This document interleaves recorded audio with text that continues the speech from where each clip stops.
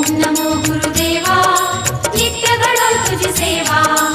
ओम नमो गुरुदेवा नित्य घडो तुझी सेवा।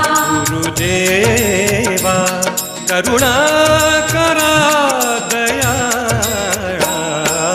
ओम नमो गुरुदेवा नित्य घडो तुझी सेवा। ओम नमो गुरुदेवा नित्य घडो तुझी सेवा। दत्तात्रेया तव शरणं दत्तनाथा तव शरणं। दत्तात्रेया तव शरणं दत्तनाथा तव शरणं।